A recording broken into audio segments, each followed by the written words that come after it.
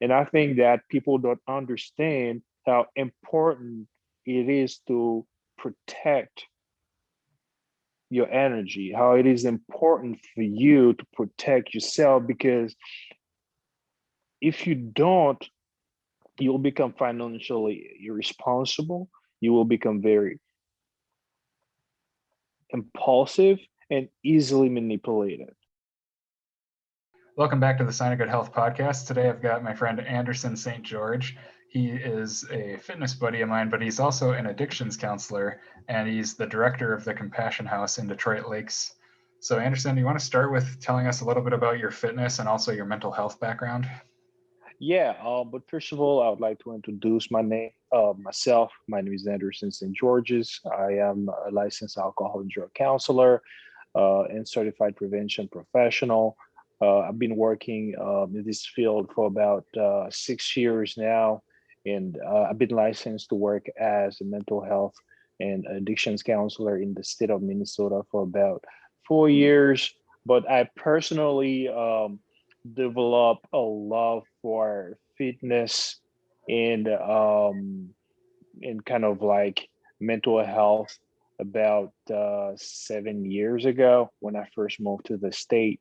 You know, it was a way for me to cope with being away from my family. It was a way for me to cope with, you know, just kind of like the stress. So I wanted to build my confidence as well because I was super skinny. Like I was like this guy that was so hard to gain weight or to build muscle. So I wanted to just kind of like hit the gym, prove myself that, you know what I mean, with self discipline and hard work, I can build muscle and also make myself kind of like appear to be more strong, or stronger, I would say, or even feel more confident in my skin and in the person I am. So I invested a lot of time in exercising.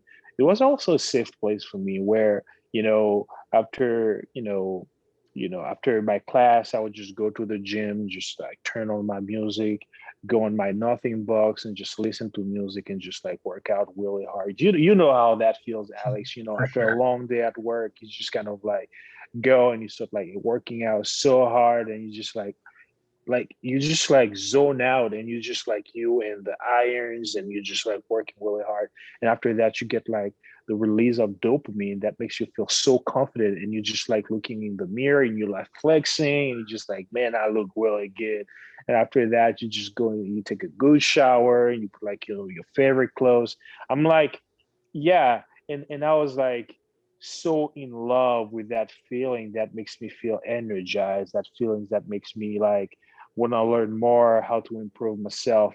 You know, it was hard because at times I didn't feel like exercising. At times I feel like, you know, I wanted to chill, watch a movie, but it's almost like it's addictive. When you see the progress, when you see like how how far you've came compared to when you started, you're just like addicted to the progress. You want to just look better. And even like your friends is kind of telling you, dude, you look really awesome, you look really good, you look really buff. You're just like, dude, I'm skinny, I want to just like get bigger. So that ever happened to you when someone tell you, dude, you look buff, you look big, and you just like, well, I'm just getting started, man. I want to get bigger and I want to just get more tone. So I think that's the physical part and the exercise part. But later, when I start like going to school for addictions counseling, I started learning about the mental health part and the kind of like chemistry behind it, all the chemical that the brain release when you exercise and the positive aspect of it and how it helps you to fight, whether it's anxiety, depression, and all the mental health problems, and how it helped you to just kind of like be more confident. So I kind of like dive into it and learn more. And then I just realized that, hey, it's a perfect tool that I can use for myself, but I can use it to teach other people how to take care of their physical health. And as they take care of their physical health, they ended up taking care of their mental health. Does that make sense? Yeah, absolutely. Yeah, like Hmm. it's definitely interesting to me, like just as I've learned about health and fitness and everything, just how exercise is like kind of a it's not really, you wouldn't want to call it a cure all, but it really helps with so many different issues. Hmm. Hmm. So Yeah. So when did you like personally discover that you love exercising and this is one of your safest outlet that you enjoy kind of like using to feel good? for sure. So this is kind of a side question. So Anderson's from Haiti. So I was just going to ask you, I don't know how recently you've been back there, but is there, so did you get into fitness in when you came to the US? Or I was going to ask about like gym culture in Haiti versus the US. That's a very good question. I think that one of the main things that want make me wanted to join the gym in Haiti was because it was a rite of passage. Like in order to join a gym, you had to be a certain age. You know, when you have like PE in a high school, that's a whole different thing. It's just like learn how to stretch and how to play soccer, blah blah blah. Um, but it wasn't nothing like lifting weight. It was like something different. But in my community, they always like they call it club, and it wasn't like all the dumbbells you have in the state. It wasn't like all the, you know what I mean, just kind of like uh machine that you have. It was like homemade. Like I had my friends who would go to for you know, 2x4s and put like some cinder block and use it as, you know, a bench press. Or some people would just use kind of like some cars, like tires, or find a bunch of like other like weights and turn it into like gym equipment. So I would say that where I'm from, there's like some pretty advanced or some kind of like gym that wasn't well equipped. But some of the guys in my community kind of like build up their own gym with their own like, I don't know, tools they find in their surroundings and stuff like that. Like I said, old car parts and 2x4 rebars, whatever they found to make it work. So I think that some of my friends started their own home gym. I couldn't join because I wasn't old enough, and my parents didn't want me to go because some of the guys who hang out there will only go there to exercise, grow muscle before the carnival.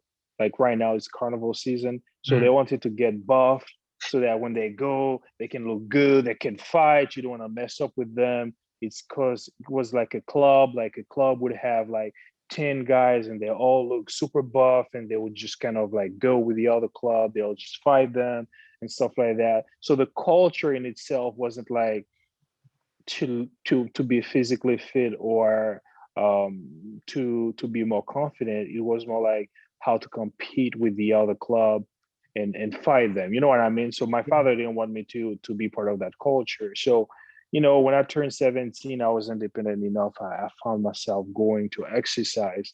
And that was something I always loved. Like my father has his own construction company. So, you know, when he's kind of like doing some jobs where he's pouring concrete, I would just go with two small bucket and a PVC, and I would just like pour concrete in one bucket, put my PVC, let it dry, and then go and get some concrete and create my own dumbbells or bench press and stuff like that. So I know that was something that I was always passionate and wanted to do, but I didn't have the right equipment. So when I come to the state, I'm like, there's a gym at my school. I'm like, yes, I'm gonna like exercise really hard and kind of like make up for those days I wanted to exercise, but I didn't have like the gym equipment.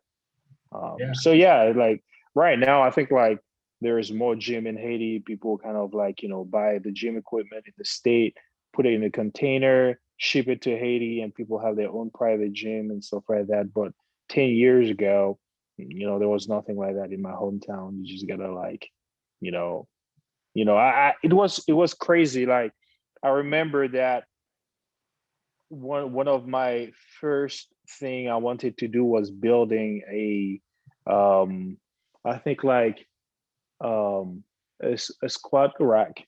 So what I did is like I tried to find some rocks that has some holes in it.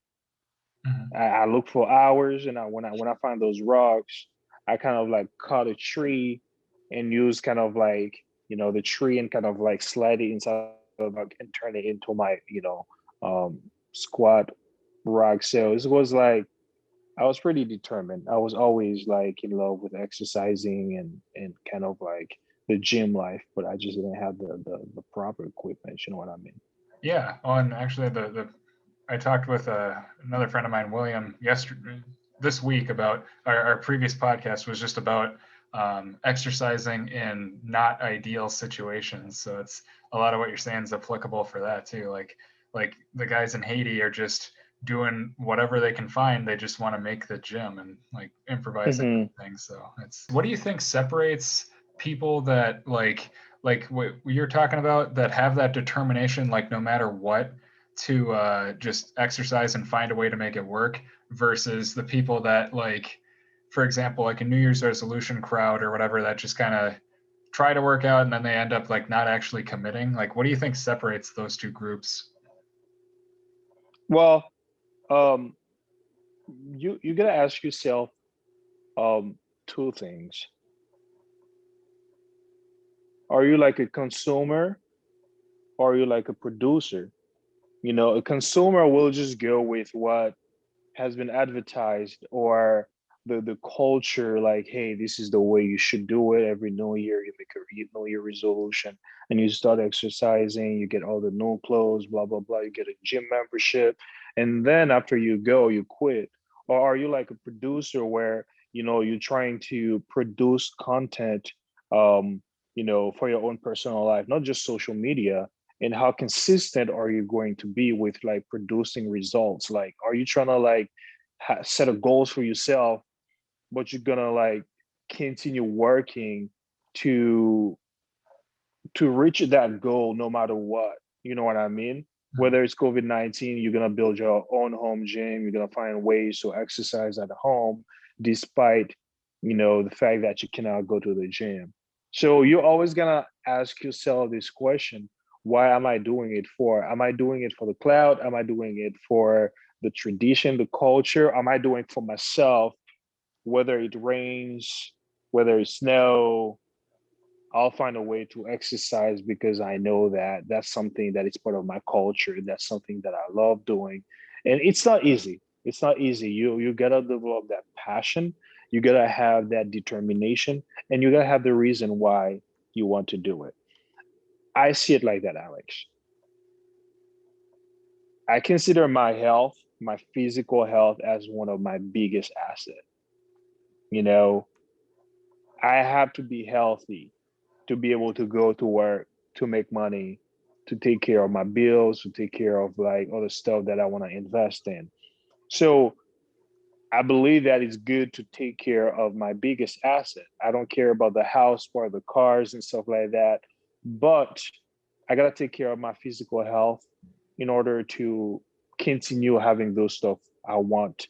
So I think that the the benefits of exercising, again, you can enjoy yourself while exercising. Don't get me like me wrong, you can hurt yourself, but if you learn how to exercise properly and how to maintain your health, that may increase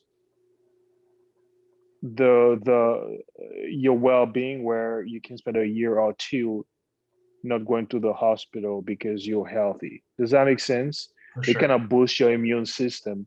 Therefore, by investing in your health, you're saving money Hmm. compared to someone who completely disregard their health, don't take care of their mental health, don't take care of their physical health. There's no discipline. You eat whatever you want. You might struggle with a lack of confidence where you always kind of feel like, I don't like myself, I don't like the way I look. Or you might struggle with some mental health problem, whether it's depression, anxiety. You might also kind of like self isolate and also find yourself in a situation where you're doing stress eating because you're stressed or you're depressed and you're eating all the time, which kind of like increase your weight. So it's kind of like a vicious cycle to the point where you don't have no energy, you have no motivation to go exercise because you're so depressed. You don't want to get out of the house, you don't want to join the gym because you have anxiety. You don't know like what people are going to think about you because you think that you're too heavy. So it's kind of like it's all in your head to the point where you cannot step out of the comfort zone. You're almost like, okay, I'm accepting myself the way I am, but it goes beyond that because some people they really want to exercise, but they have like, I don't know, their metabolism is probably really slow, or you know, this is not a culture that they kind of like acquired when they were growing up. So it's really hard for them to step outside of their comfort zone to go to the gym. I don't want to just like boast and say, okay, everybody should be able to go to the gym. Everybody should have the motivation. Well, everybody comes from different walk of life. You know what I mean? Everybody have different passion, but sometimes it's really hard to just break out of like this comfort zone and start exercising and going to the gym and make it a culture. Sometimes you have to fail or try multiple times until you kind of like feel safe enough to say, okay, I'm gonna do this for years. I'm gonna commit to it because it's a culture. Would you agree? Would you agree that exercising the culture of like, taking care of your physical health is a culture?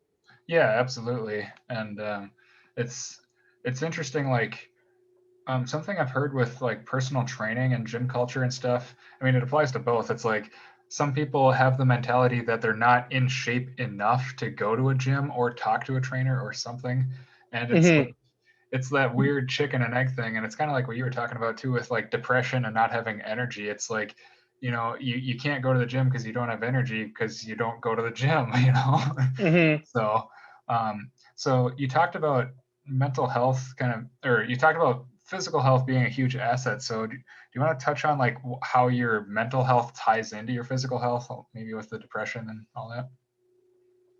Well, I think that during my work experience, I practiced something called recovery in action. That's one of the approaches that I developed that was actually published by the Hazelton Bedford and wrote like a wonderful magazine. I mean, like a wonderful article and published it in their magazine about like this approach that I developed where my purpose is to make sure that the people at work actually practice the coping skills, the learning treatment in order to practice it outside of the treatment when they graduate. For instance, I love taking clients to nature walk. I love taking clients to fishing excursion.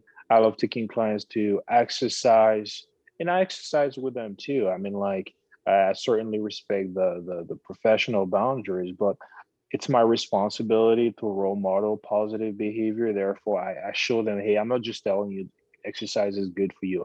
I'm exercising with you. I'm doing my best to eat healthy. You kind of like, feel like you don't want to exercise today. And I'm like, hey, let's just like make an assessment of how you feel now. Let's go to exercise. And when we come back, we're going to process how you feel different. And most of the time, they'll just like, oh my gosh, like I feel so energized. I feel so good. I was sad. I was depressed, but now I feel like pumped up. I'm really excited. I want to like take a nice shower and watch a movie. So I'm like, in a nutshell, you know, exercising has this capacity to boost your energy. It has this capacity um, to reward you with that dopamine flow in your brain that makes you feel extra confident. So, to answer your question, I don't think that lifting weight or doing cardio is the only type of exercise someone can practice. Mhm. But I think that, you know, self care is very important when we talk about physical wellness and mental wellness as an asset can be something that you invest in for yourself, where you have this quality time for yourself, where this time is almost sacred where you concentrate in getting in touch with your physical body, getting in touch with your um spirituality, whether you practice yoga, whether you practice deep breathing exercise, meditation, whether you take the time to go for a nature walk, whether you take, the time to do some stretching exercise, whether you take the time to go fishing or do something that encourage you to use your body. And when I talk body, I'm talking about your physical body and also your spiritual body, because some have you ever been like in a situation where like you feel mentally, emotionally, and spiritually exhausted to the point you just like, I slept all day but I'm still feeling tired, Hmm. Yeah. Just drained you on every know? front. Yeah. Yeah, and you just like, I spent the whole day watching TV, I should feel relaxed, but I feel so irritable. Well, that's your body talking to you and tell you, hey, you're overdoing this. You need to pay attention to this point where all the kind of like electronics, the social media, the TV, the lights. Why don't you just disconnect, put the phone away, and listen to your body? Just like do some yoga, do some meditation, get in touch with your higher power, pray, meditate.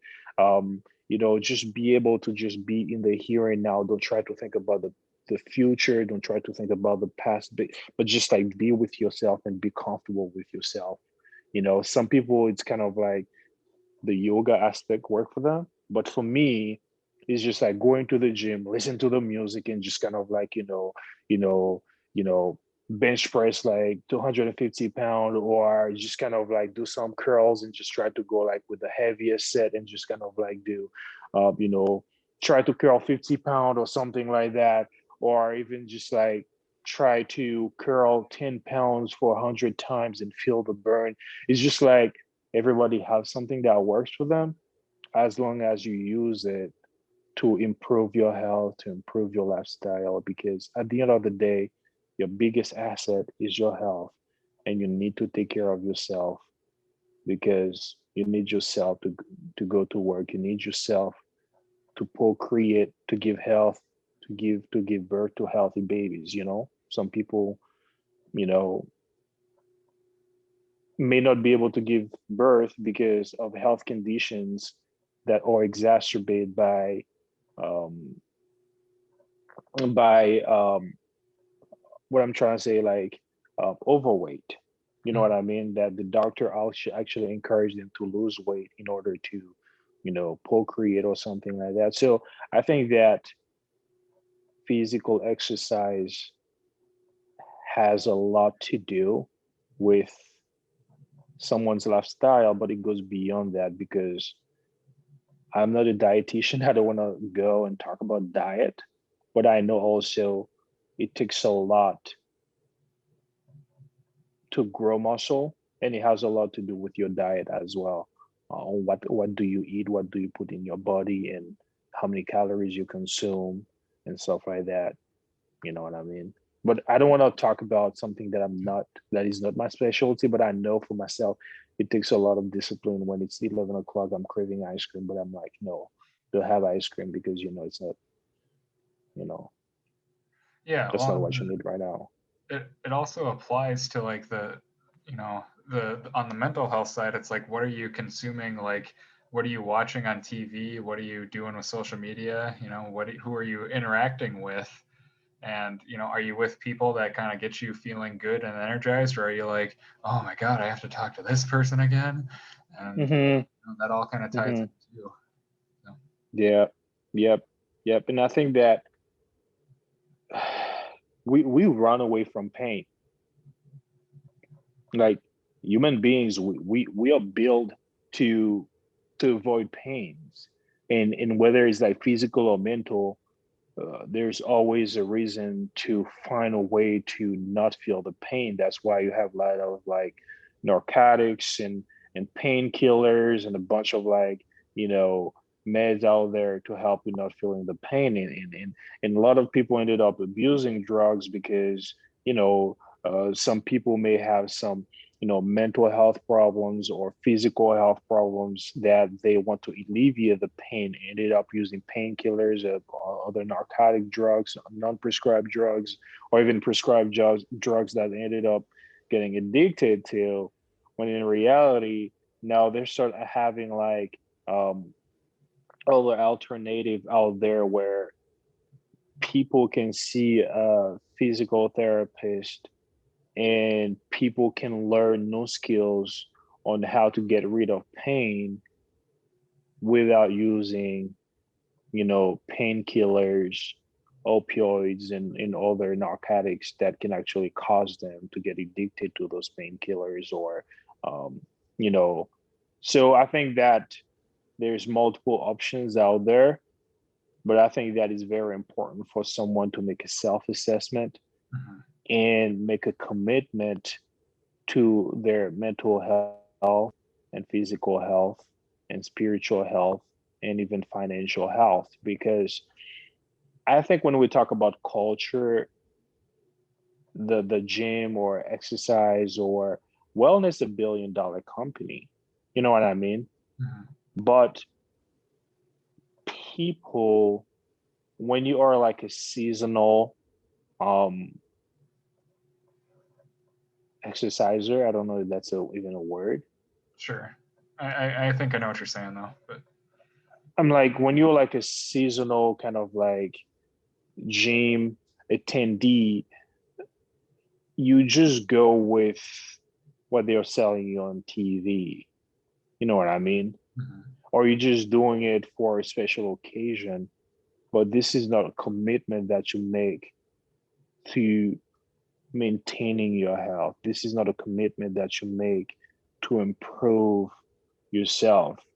Because at the end of the day, see your body as a best friend that is giving you. Your body is giving you like the chance to wake up and go to work. And you as a friend, you just like take. And to the point you overtake, and to a point you're gonna like bankrupt that best friend, and he won't have enough to give you, or that best friend gonna start acting out to the point he kind of like required to give back. And sometimes the way this best friend usually act out, which is our body, is, you know, is a disease, or it's an infection, or it's kind of like sometimes it's high blood pressure, and sometimes it's um diabetes, and it's telling, hey, slow down. You need to be mindful of what you eat. And sometimes it's gonna be like a professional, like a doctor telling you, hey, you're consuming too much sugar, you're consuming too much grease, you're not being active enough. You need to spend more time, taking care of yourself. And I'm gonna give you an example before I let you ask the other question. I remember when I first came to the state, I had a friend. He looks really good. He looks like he was jacked. I wanted to look like this guy. He looks really good. I was like, dude, you look really good, and you tell me you go exercise every day at 4:30 in the morning before you go to work. It's like, yeah, I go to exercise every day at 4:30 every morning. It's just like religiously I do it. And he goes like, do you know I used to be like, that's the way he said it. I'm just quoting him. He's like, I used to be really fat. I used to be like so fat. It was like really hard for me to walk. And I'm like, really? And he was like, yeah. And he was like, but when my wife was pregnant, I went to the doctor because I was having like, some heart problem. And he was like, um, your wife is pregnant, right? And he was like, yeah. He was like, would you like to see your daughters? And he probably disclosed to the doctor that he was going to have a daughter. So he was like, told the doctor that he's going to have a daughter. And doctor told him that, do you want to see your baby grow up? Do you want to see like this baby girl to grow up and just like take her to school? And he was like, yeah, it's like it's my first child. I'm excited to have this, baby girl. It's like doctor says like, if you really want to see your daughter to grow up in front of your eyes, go take her to school and probably even like walk her down the aisle. You gotta start taking care of yourself, man, because if you continue down that path, you're gonna die. And that was the point that bring him to the reality that he was not taking care of himself. He had a really good job, he was making good money, but I'm telling you, he completely neglected his health. He was eating whatever he wants because he had the money to. He was like drinking pop all the time, and he was eating red meat all the time. He was not exercising. He was overeating because his job was really stressful, and he didn't realize that he was probably killing himself. It was like a reality check for him. He was like, the doctor had to tell me, man, if you really want to see your daughter grow up, you need to stop and start taking care of your health. So I'm like, wow, that was really powerful. And if I can start taking care of my physical health right now and I fell in love with it, maybe it would be a good time to encourage other people to just like take a moment and find what really works for you. Not everybody is meant to go to the gym and exercise for one every day, but you gotta find what works for you. Whether it's doing yoga, meditation, go for a nature walk, cross country skiing, whatever works for you. Get some exercise. Yeah, and I've heard a lot of stories about it, and it's sad because it's like it seems like for a lot of people there needs to be some kind of like wake up call, dramatic enough event like that. And I have a friend Mm-hmm. that he's a chiropractor and a dietitian, and he told me, Mm-hmm. because when I started out personal training, he told me like the only way you're gonna like for people to make a change, the pain of change has to be less than the pain of staying the same. And you mentioned like people are afraid of pain and run away from it. So like in Mark Manson's book, the subtle art of not giving a fuck, um, Yeah. it's one of the chapters or title topics or whatever is choose what kind of pain you want to endure. And like there's the pain of going to the gym and there's the mental resistance plus it's like, man, I don't feel like going, but I'm gonna go. And then there's the pain of like, this is heavy, it's hard, Mm-hmm. but I feel good. Yeah. And it's like, or Yeah. you can have the pain that you were talking about earlier with like the hospital and Yeah. surgeries, and you're not going to see your daughter grow up and all that. Mm-hmm. So, Mm-hmm. and then the problem though is like, like you were saying, you have all these intentions and you're going to go to the gym and be all gung ho, but and then life hits. So, you have a stressful job, or your family member gets sick and you need to go to visit them or in the hospital or whatever. So what are your thoughts on incorporating taking care of yourself like physically and mentally when you have those stressful like life or work or whatever stuff? Like how do you balance taking care of yourself plus that stress? Well, from a faith-based point of view, I've heard someone say, when life get harder, pray harder. You know what I mean? And it's the same thing too. When life get harder, if you love it, you'll create time. And exercising doesn't mean that you have to, you know, just do a set of exercise for a certain amount of time. No, it can be like 10 push-ups before you take a shower. You know what I mean? And it's just, you gotta have that motivation. And trust me, it's not always gonna be there. That's why you always gotta have this goal for yourself. You know, just don't look at this supermodel on Instagram, or just look at someone in a movie and just see that he has a six-pack, have massive like squat, have like massive biceps and triceps. No, that's not the truth, man. This person was trained for the role for 6 7 months, and you think that it happens overnight. No, it doesn't happen overnight. This person has like professional trainer, dietitian. They have the money, they have the time, and they have all the equipment to help them build that muscle. So you cannot compare yourself to that person and try to be like this person right away with a full-time job, you know, going to school and having like a meager budget to invest in food. You gotta find that healthy balance for yourself and just know yourself enough and say, okay, that's what I can do for now. I don't have the money to pay for $50, $70 gym membership, but for now, I can just like do push-ups at home. I can just like, follow a program on Instagram, on YouTube. There's a lot of resources out there that you can use to exercise. So when life kind of like hits you really hard, it's kind of like, what's it Rocky that says like when life knock you down, it doesn't matter how much you get hit. It's like how many times you get hit and get back, whatever. So I'm gonna Moving forward, paraphrase it. you're on the right. Yeah, it's just like if you fall 6 times, you gotta get up 7 times. Don't stay down. And I think that's why I really like your podcast. Is just like, what do you do now that will turns into success in the future? You know what I mean? It's not gonna happen overnight. You're not gonna grow muscle overnight. And that's why I say it's a culture. You're not gonna lose 10 pounds, 17 pounds like overnight. It's gonna take a lot of sacrifices. You're gonna look yourself in the mirror and don't see progress.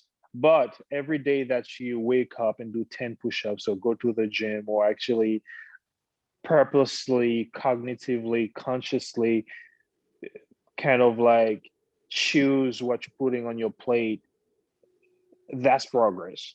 Progress doesn't mean like you have a six pack. No, it does that doesn't mean even like you being kind of like conscious of what you're eating is already progress because you are doing something different from what you used to do. So life can be stressful. Life is stressful, especially when you're an adult and you have a lot of things to take care of. But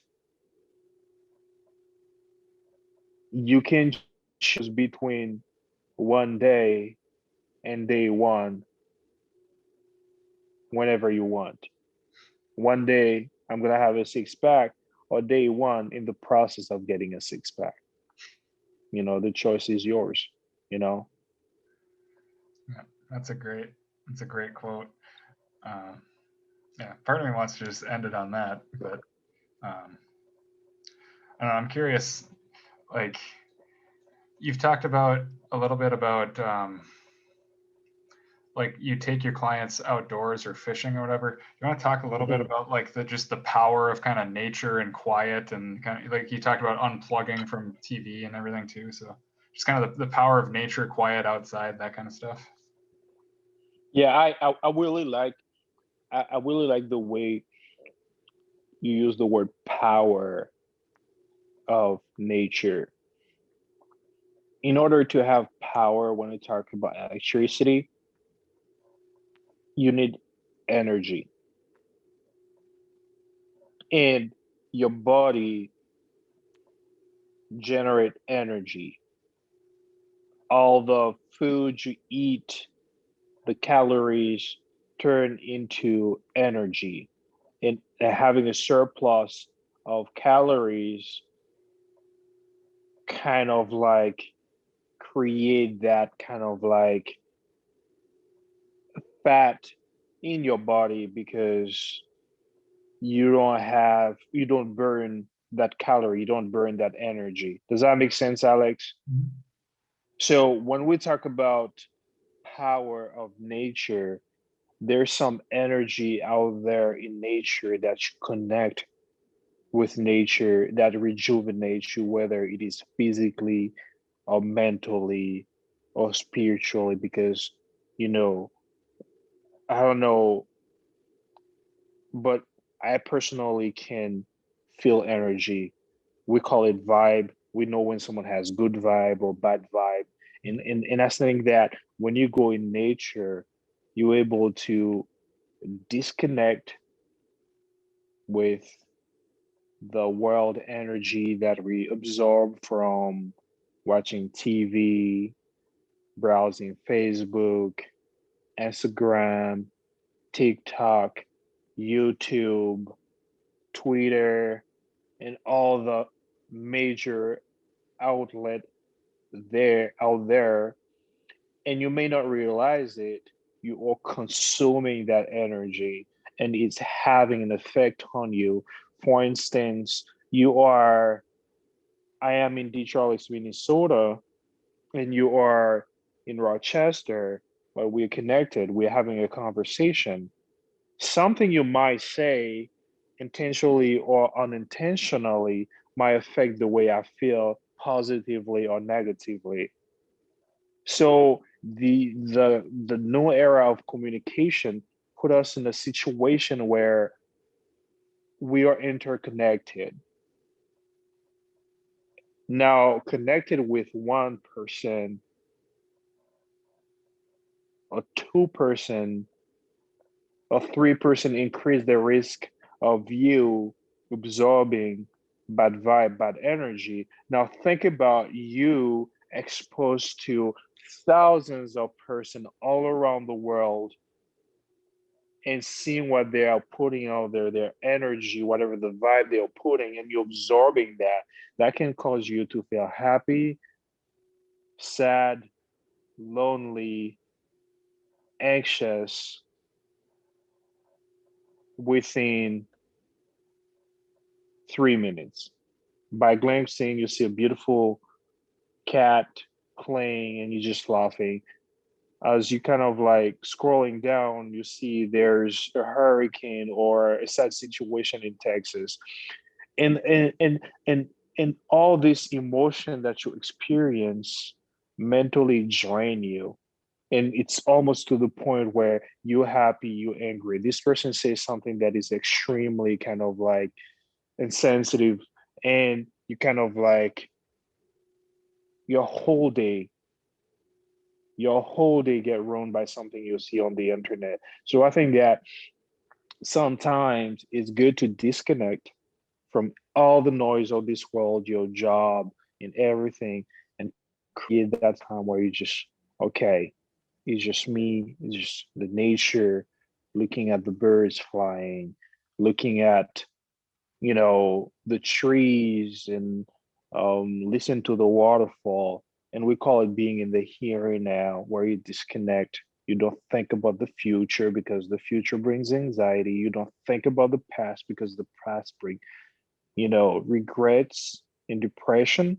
You just like stay in the present and be grateful for being able to breathe, being able to have a roof over your head, being able to have clothes, being able to be in a safe country, and being able to just be alive and just feel alive without trying to like always what's next, what next. So I think that teaching my clients to be in the here and now, to be with their emotion, to listen to their body, and just to relax is one of the greatest kind of coping skills you can teach someone, because how often do you disconnect and forget about everything and be okay with not knowing what's really going on and focus on improving yourself, but whether it's physical health and mental health. So it's kind of like deeper for my clients, because some of them they have trauma they have to deal with. Some of them they have to relearn how to have fun without using with altering substances. But at the same time, I think that it's it's good to go back to nature and embrace the simplicity of life, and just kind of like remember how fun it was when we were growing up, you know, and enjoy, time playing with our cousins, whether it's playing soccer, whether it is playing board games, and how we used to be excited for the simple things in life, like going to see your uncle, going to see your aunt, eating your mom's food, and going fishing or going camping or going on a road trip, and excited to just like be in the car with your mom and dad, or be excited. I mean, be excited to just like do stuff. So I think that taking my clients to nature is always a way to remind them, hey, let's stop, let's breathe, let's be human again. Does that make sense? Yeah, absolutely. There's a lot of Hmm. wisdom in there, and it's just fascinating to hear you go on because it's like I'm just so wrapped up in what you're saying, and it's like it's probably just because I need to hear that myself. Hmm. um, so yeah, It's a good reminder. yeah, and one thing that you talked about is like just the noise of the world, and it's just something that I don't think it's talked about enough. And is just the power of quiet. And there's a few different parts to that because it's like with me being on the autism spectrum and having that sound sensitivity, like it's very hard for me to filter stuff out. Like if there's Mm-hmm. multiple conversations or like when I'm out in public, a lot of times people are on speakerphone or they've just got music blasting from their phones and whatever. And it's hard because it's like I can't ignore that. And so like when I'm in a gym, I mean, you talked about like being able to just have your own music and get in the zone there, and that's great too. And then, but there's also that element of when I've had the gym to myself or just working out at home and um, just really pushing yourself in that quiet. And I think there's some really spiritual level stuff that can happen in there. And then also like so there's on the softer side, so you got the intense training stuff to work through emotions, but then you also have the soft stuff. Like something I love to do in Detroit Lakes or Granite Falls Mm-hmm. when I was living there was just kind of sitting by like a lake or a river and just staring at the water and journaling and reading and kind of reflecting and just Mm-hmm.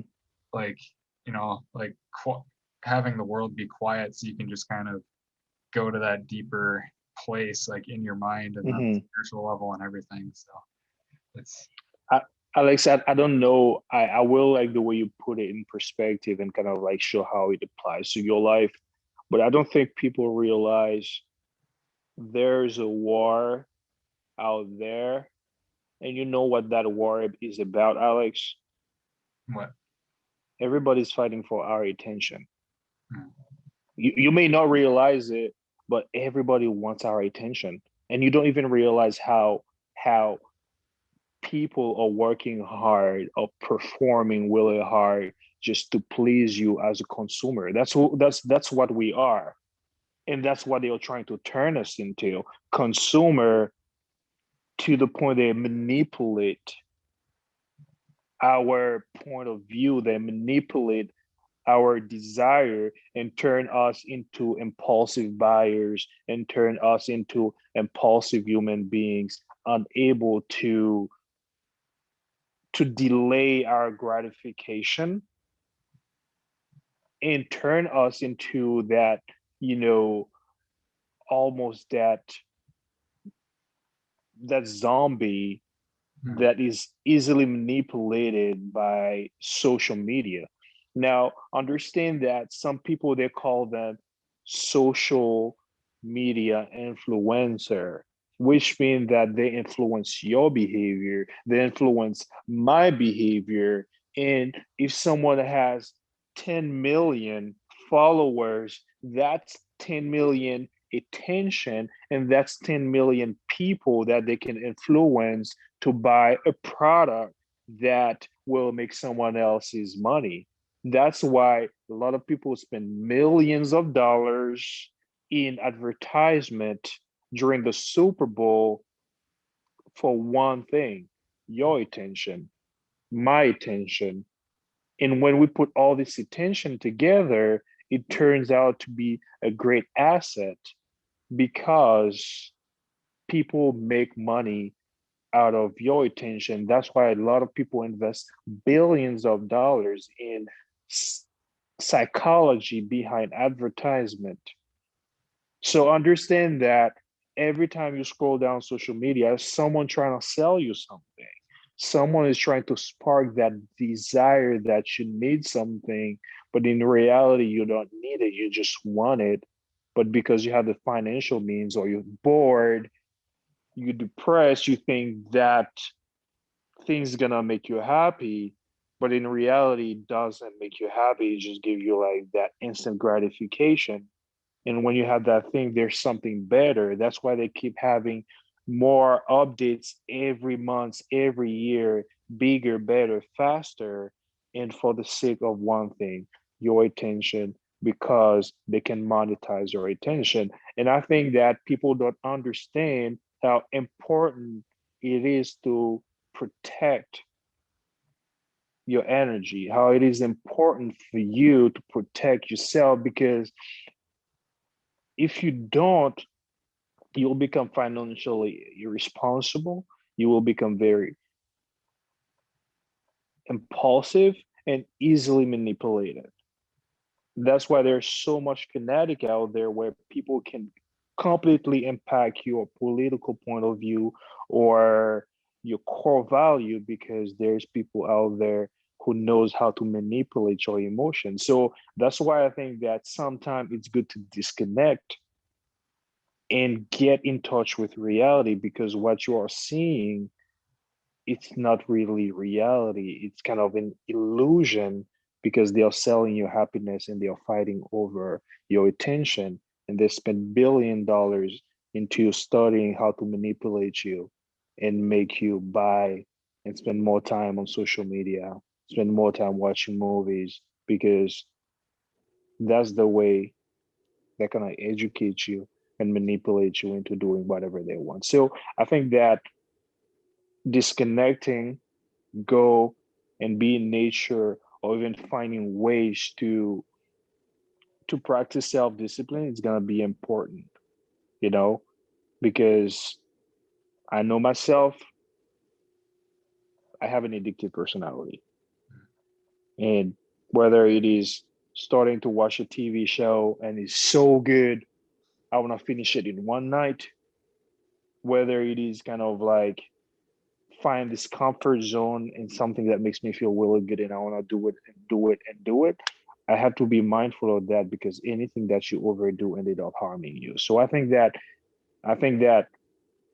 if there is something that I want someone to get out of this conversation that I have with you is it's important to create a healthy balance. And it's also important for you to be aware of what's really going on in your life and um, build that balance where the biopsychosocial, spiritual, economic aspect of your life is well balanced. Like the bio is has to do with your physical needs. Make sure you get enough sleep.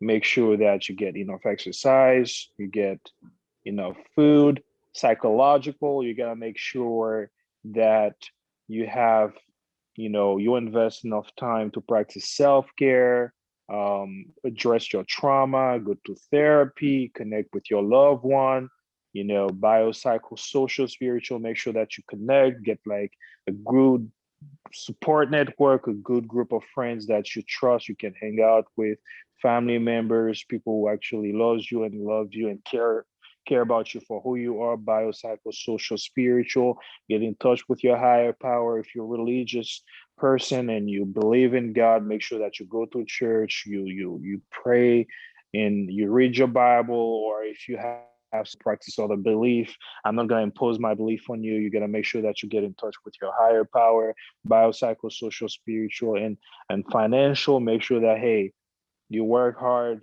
but you work smart and you're smart with your money. Just don't go out there and spend it in a bunch of stuff that you don't even need. You know what I mean? Mhm. So it's all about balance, man. Yeah. And that is another really good way to end it. But I do have one more question. So Hmm. hopefully I'm not It's shooting. all right, man. I have No, time. it's great. You just have so many great nuggets of wisdom, and it's like I don't know if I'm gonna shoot myself in the foot here, but you mentioned you had an addictive personality, and like you were talking about stress and stuff. Like I know for myself, one pattern I became aware of recently, like in the last year or two, is um, I know when I'm stressed, I I run to video games as like a distraction slash calming thing after working out or whatever. And like I know when I'm stressed, I will want to like shop for video games, and it's like I realize it's my brain looking for that instant gratification thing, and it's like I already have plenty, way more than I can, you know, Hmm. plenty of video games that I haven't played yet, and I'm excited to play. It's my brain looking for that instant hit. So I was going to ask you, do you think everyone has like some level of addictive personality, or is it more like just because people, like you were mentioning the attention war, like people are getting better at manipulating us? And I did have one quote, and I can't remember who it's from, but it's somebody that said like the problem with America or the world right now is that the smartest people are trying to focus on how to get us to click on stuff instead of like solving real problems. I completely agree with whoever um, came up with that quote because it's a valid observation. Mhm. And to answer your question, Alex, I think that um, a scientific approach would be would be appropriate. Again, I'm a drug and alcohol counselor. I'm not like a um, someone who specialized in studying of the brain, Mhm. but throughout my study and education in addiction, I did learn about, the reward system inside of the brain. Mhm. And it kind of like, you have the limbic system, which is kind of like in the middle of the brain that house all the major chemical that makes you feel good, whether it's like dopamine, whether it's serotonin and stuff like that, and all those chemicals that play a role. So per my understanding, the limbic system also has to do with our survival, which means that when you are hungry, the brain sends signals that you understand that it's time to eat, because if you don't eat, you're gonna die. Have you ever been like so hungry, you're just like, oh my gosh, I'm gonna die? I'm like, that's the brain telling you that you need food to survive. And then you just go out there, you have like a good plate of like, you know, enchilada, and you just like feel so full and you feel so happy, like you're dancing as you are eating, because the brain releases dopamine that makes you feel good. That's the reward system that tells you, hey, you are hungry, you eat, I reward you with that feel good feeling. You know what I mean? Mhm. And it goes the same because procreation is also part of our survival. We need to have sex in order to procreate, to make babies, so that we can kind of like, you know Keep the speed. continue the line of, the human being kind of like existence. So that's why when you have sex, you have this orgasm, whatever, that's so good. The brain rewards you by kind of like telling you, hey, this is good, do it again, do it again. And that's how you keep procreating and stuff like that. And it goes the same, something like it's cold outside, and your brain tells you that, hey, it's cold. If you don't get a blanket, if you don't get warm, you're gonna die. So you go home, you go to a warm place, you get that blanket, and you feel so warm, you feel so cozy, you feel so good. That's again the brain rewarding you and telling you, hey man, you're gonna live to see another day. Good job. I want to reward you for not dying. Does that make sense? Yeah, yeah. So what happened is people use drugs, and the drugs mimic the same chemical in the brain. And every time you use a drugs, for instance, let's say you use marijuana, the brain kind of releases a certain level of dopamine, which is the feel good chemical, and makes you feel so good and relaxed. You just like the brain gonna tell you, hey, this is good stuff, man. If you want to feel good, if you want to feel alive, use more drugs. And as you kind of like graduate and start using a harder drug like methamphetamine, your brain start like flooding like with chemicals, and you start feeling so high and so happy, and you just, oh my gosh, life is so good. But when you go down, you crash really hard. That's when you get the depression, the anxiety, and stuff like that. So it was not meant for your brain to get flooded with so much chemical. It was meant for survival. Every time you do something that keep you safe, your brain releases that dopamine that makes you all the kind of like serotonin, like when you kind of like feel love and appreciated and stuff like that, that makes you feel good. So over time, people started having the same feeling when they go shopping because the brain kind of reward them. That was something you wanted, and you go get it, and you feel happy. Does that make sense? Hmm. So it's kind of like in the process, they find a way to hijack your brain to make you feel good and for you to chase that feel good feeling by buying, by purchasing more. That's why a lot of people have shopping addiction or drug addiction because the more you shop, the more you use drugs, the happier you think you are.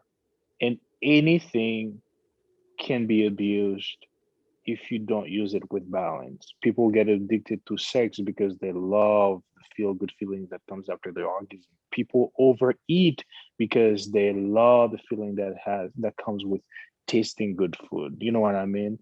You can be addicted to even sleeping because you feel so good when you sleep that you kind of like addicted to sleep all the times. So you can be addicted to exercising because you're so addicted to the to even like I've heard about the runner's high, like people who runs long marathon and get that runner's high. So it's kind of like anything can be abused if you don't use it properly. So I think that yes, everybody have some level of addictive personality. It's all about balance again, like I said.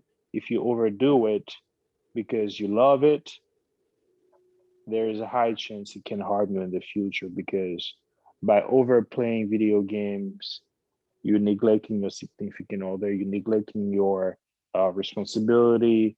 Therefore, you might end up getting into more fight with your significant other. You might not go to your work and you get fired. And because you're fired, you're not working, you're just like, okay, I'm just gonna spend the whole day playing video games. And by the time it ruins your life. And it goes the same for drugs. You may start doing it recreationally and you start drinking one, two, three beers every day to chill.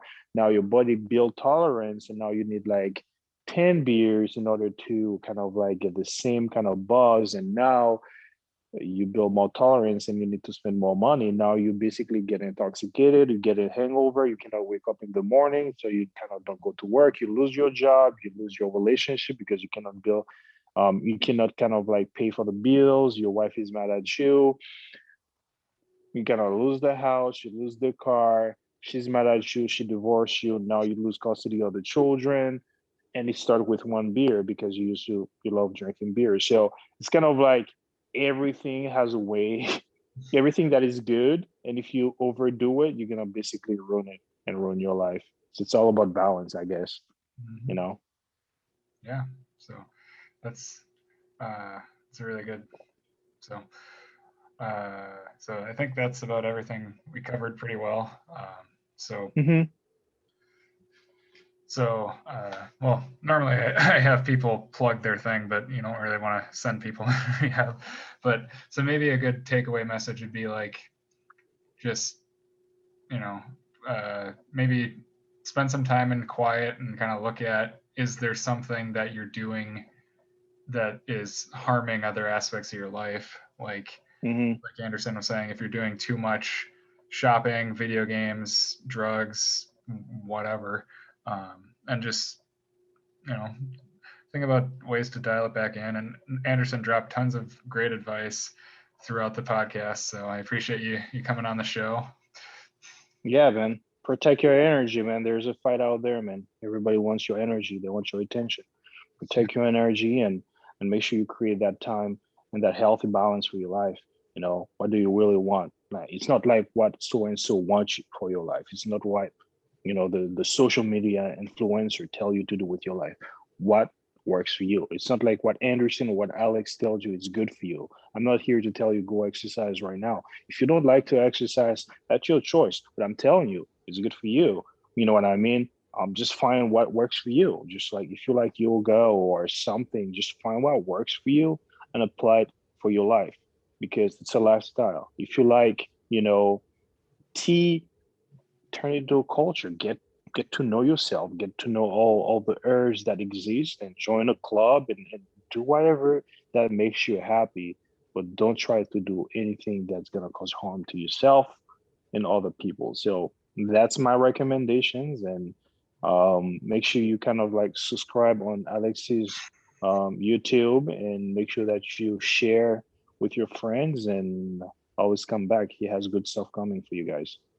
Yeah, I appreciate the shout out and thanks for being on the show. And like Anderson said, I'll stay tuned for the next one.